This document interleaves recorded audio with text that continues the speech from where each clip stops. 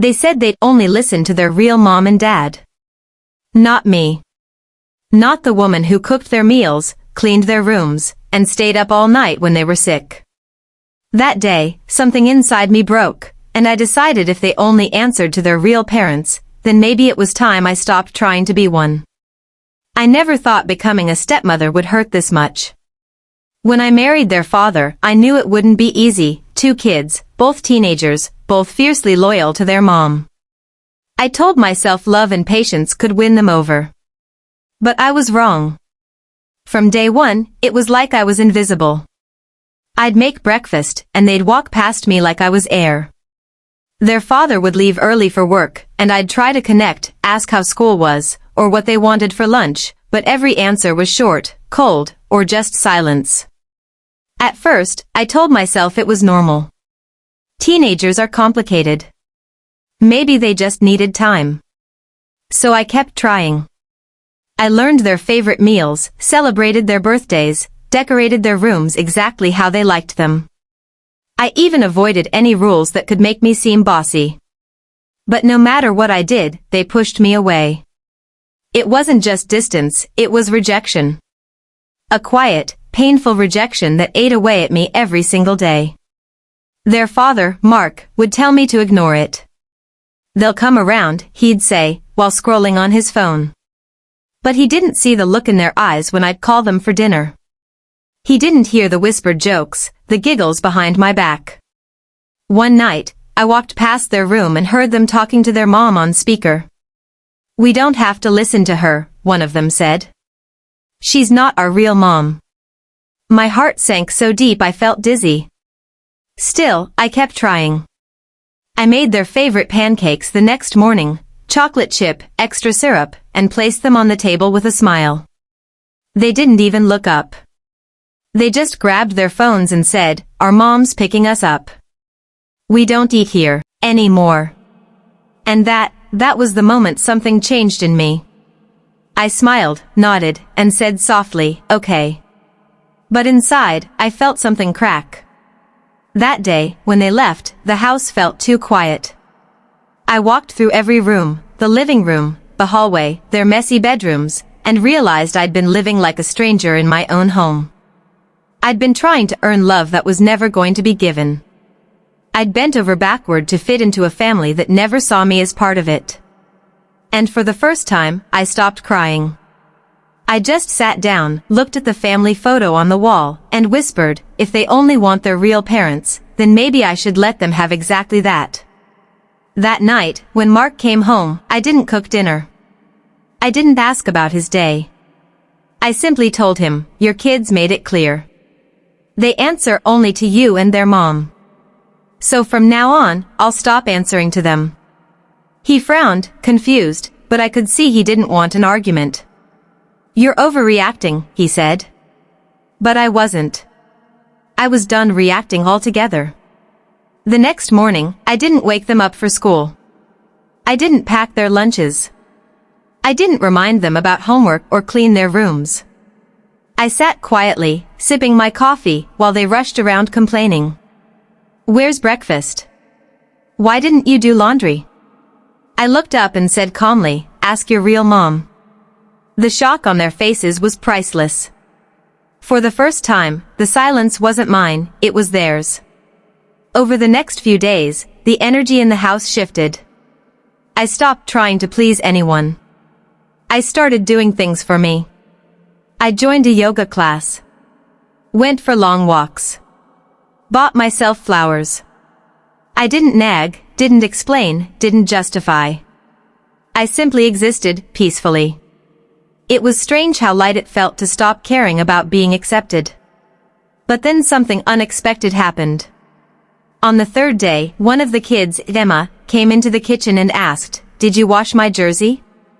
I looked up from my tea and said gently, "No, sweetheart. I didn't. I figured your mom might want to handle it." She blinked, confused, and walked out. That's when I realized they'd gotten used to me doing everything, yet never appreciating it. I wasn't angry anymore, I was clear. For years, I'd mistaken their dependence for love, their silence for boundaries, their rejection for honesty. But none of that was true. They just didn't know what it meant to lose something they took for granted. And I was finally ready to let them find out. Days turned into a week. The house grew messy, meals became chaotic, and tempers rose. Mark started noticing it too. "What's going on with you?" he asked one night. I looked him straight in the eye and said, "Nothing's going on with me. It's what's not going on. I've stopped doing their mother's job." He was silent. For once, he didn't have a comeback. The silence after that conversation was deafening. For the first time since our marriage, I didn't rush to fill the gaps with apologies or explanations. I just let the silence hang there, heavy, uncomfortable, real. Mark didn't know what to say, and honestly, neither did I. But deep down, I felt something I hadn't felt in years: as peace. It was strange how peace can sometimes come disguised as distance. The next morning, I didn't even glance at the clock. Usually, by 7, I'd be rushing to make breakfast, checking backpacks, yelling reminders. But this time, I just stayed in bed, staring at the ceiling, listening to the chaos downstairs. Drawers slamming, voices raised, footsteps pounding. "Dad, where's my lunch? Dad, I can't find my math book." And his muffled reply, "Ask her," followed by my quiet smile. I wasn't their maid. I wasn't their substitute mom. I was me, and I was reclaiming myself. Later that day, when I went downstairs, I saw cereal spilled on the counter, dishes in the sink, and crumbs all over the floor. It should have irritated me, but it didn't. I just cleaned my cup, made my breakfast, and walked out the door without saying a word. For once, I wasn't trying to make the house perfect for people who never noticed. It was liberating, almost addictive. When I got back that evening, Mark looked exhausted. "The kids are complaining," he said. "They say you're ignoring them." I looked at him calmly and asked, "Why does it bother you now?" "You've been ignoring how they treat me for years." His face fell. He wasn't used to me talking like that, calm, direct, unapologetic. "They're just kids," he muttered. I shook my head. "They're old enough to know respect. Old enough to understand kindness. They made their choice, now they can live with it." For the next few days, the atmosphere in the house grew tense. The kids avoided me, but I could see confusion in their eyes. They didn't know what to do without me running the show. They weren't used to me being detached, they were used to me bending. But I was done bending. I'd spent years folding myself into smaller shapes just to fit into their version of family. Now, I was standing tall, even if it made them uncomfortable. One night, while I was reading on the couch, Emma came into the room. She hesitated before sitting across from me. "Dad said you're mad at us," she said quietly. I looked up and replied softly, "No, Emma. I'm not mad. I'm just done doing things for people who don't respect me." She frowned, processing my words. "But, we never asked you to do them." That sentence hit me like a knife. Because she was right, they never asked. I did it because I wanted to. Because I cared. Because I believed family wasn't about blood, but love. And hearing her say that reminded me how far apart we really were. After she left, I sat there staring at the empty doorway, thinking about how love can sometimes blind you. I thought being kind would make me loved. I thought patience would earn respect. But kindness without boundaries only teaches others how to use you. And I had been used, not maliciously, but carelessly. That realization hurt, more than their rejection ever could. A few days later, something unexpected happened. Their mother called Mark, furious. Apparently, the kids had complained that I stopped caring. I overheard the call, her yelling, his frustrated sighs, my name echoing between them like a curse. When he hung up, he turned to me. "She says you're making the kids uncomfortable." I smiled bitterly. Good. Maybe discomfort is what they need to grow up. He didn't reply. That night, I sat outside on the porch, feeling the cool air brush against my skin. For so long, this house had felt like a battlefield, me against their loyalty, me against my silence, me against my own heart. But now, it felt different. The stars looked brighter, the air lighter. Because I wasn't fighting anymore. I was free. But peace never lasts long in a house full of unresolved emotions. A week later, everything exploded. The kids came home angry after visiting their mom. She said, "You're trying to replace her," shouted Josh, the older one. I stayed calm. I'm not trying to replace anyone. But if she thinks that, maybe she should ask why you needed someone to do her job. He glared at me.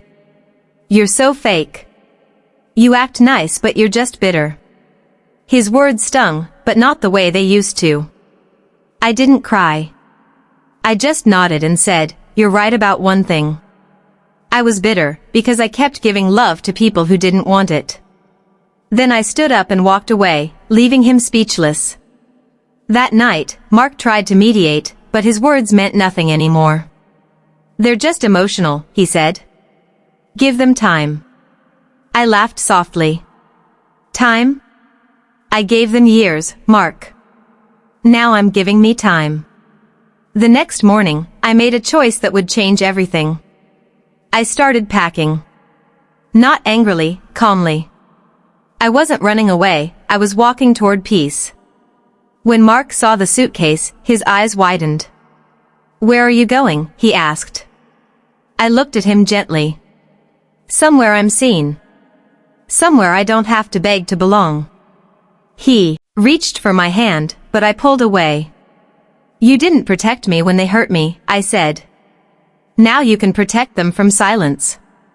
He didn't argue. Maybe he finally understood. Maybe he didn't. But as I zipped that suitcase, I realized I wasn't leaving out of pain anymore. I was leaving out of clarity. Because sometimes, the strongest thing you can do isn't to stay and fight, it's to stop fighting altogether. When I walked out that door, I didn't look back. The house that once felt like a prison suddenly looked small in my rearview mirror. I didn't know what the future held, but I knew one thing for sure, I'd finally stopped chasing love that didn't want to be caught, didn't cry when I left. I thought I would, I thought tears would pour out the moment the door closed behind me. But instead, there was just stillness. That quiet kind of silence that feels like healing. I drove without any plan, without a destination, just letting the road decide where I'd end up. For the first time in years, I didn't feel like someone's stepmother, someone's wife, someone's caretaker. I just felt like me, a woman who finally chose herself. I rented a small apartment on the edge of town. It wasn't much, but it had sunlight pouring through the windows and a little balcony where I could drink my coffee in peace.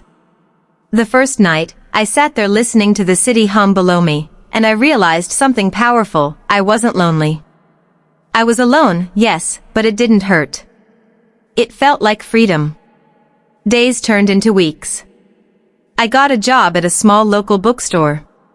It was quiet, calm, and filled with stories about love, pain, redemption, and everything in between. I guess it was fitting because I was rewriting my own. I started painting again, something I hadn't done since before the marriage. I cooked for myself, danced in my kitchen, laughed at silly shows. Every small thing felt like a victory. Every breath felt earned. But peace has a way of being interrupted by the past. One evening, as I was closing the shop, I saw Mark standing outside. He looked older, tired, and guilty. For a moment, my heart clenched. He walked up slowly and said, "The kids, they've changed." I didn't reply. He continued, "They didn't realize what you meant to them until you left.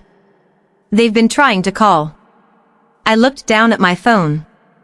I'd seen their names flash on the screen several times over the past few days, calls I couldn't bring myself to answer. Not because I hated them, but because I didn't know what to say. What do you tell people who only learned your worth when you stopped offering it?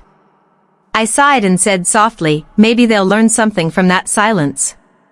He nodded, his eyes glistening.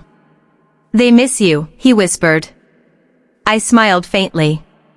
I miss who I thought they could be. It wasn't bitterness anymore, just truth. He asked if I'd come back, and I shook my head gently. Not this time, Mark. Sometimes walking away isn't about anger, it's about respect, for myself, and for the version of me that tried so hard. He looked down, defeated. They're just kids, he said again, almost to convince himself. I looked at him and replied, and I was just a woman who wanted to be loved. There was nothing left to say after that. He left quietly, and I stood there under the fading sunset, feeling the weight of closure settle in my chest. Weeks passed. The kids texted me here and there, small messages at first. Hope you're okay. I miss your pancakes. Can we talk? I didn't ignore them forever. Eventually, one Sunday morning, I invited them over. Not to restart what was broken, but to let them see who I'd become without them defining me. When they walked into my apartment, I saw something different in their eyes, humility. They weren't the same angry teenagers anymore. Life had forced them to grow up a little. Emma looked around and said quietly, "It's nice here." I smiled. "It's peaceful," I replied. Josh looked guilty, his hands fidgeting. "We didn't realize how much you did," he muttered. I could hear the sincerity in his voice, and for the first time, I believed it. I didn't lecture them. I didn't remind them of the pain or the nights I cried. I just said, sometimes we only understand love when it stops showing up for us. They nodded silently, and for a few minutes, we just sat there, not as enemies, not as strangers, but as people learning to start over. They told me their mom had remarried too, and that it was strange adjusting to another new person in their lives. "Now we kind of get what it felt like for you," Emma admitted. I smiled sadly. Understanding comes late sometimes, but it still counts. It wasn't forgiveness, not yet, but it was a beginning. After they left, I sat on the balcony again, the same spot where I'd first found peace. The world outside was the same, cars, noise, people rushing, but inside me, everything was different. I realized the story wasn't really about losing them. It was about finding myself. About understanding that love isn't about proving your worth to people who refuse to see it. It's about giving that worth to yourself first. A month later, I got a letter, handwritten, shaky handwriting, from Emma. She wrote, "I used to think you were trying to take our mom's place. But now I know, you were just trying to make us feel loved. I'm sorry." Reading those words, I finally let the tears fall. Not from pain, but from release. Because sometimes, closure doesn't come when you want it. It comes when your heart is finally ready to hear it. I didn't go back to that house. I didn't need to. They visited sometimes, and slowly, a new kind of relationship began, not as a forced family, but as people who chose respect. I never tried to be their mother again. I became something else, someone steady, kind, but with boundaries made of steel. And oddly, that's when they started treating me like family, when I stopped demanding it. Looking back, I realized that change didn't start when they rejected me. It started the moment I stopped rejecting myself. I had spent so long chasing validation, believing that love only had value when it was returned. But real love, the kind that heals, starts with the courage to stop begging for it. So yes, my stepchildren once said they'd only answer to their biological parents. But what they didn't know was that their words didn't break me, they built me. Because the woman I am now doesn't need to be called mom to know she's worth loving. She just needs to be called herself.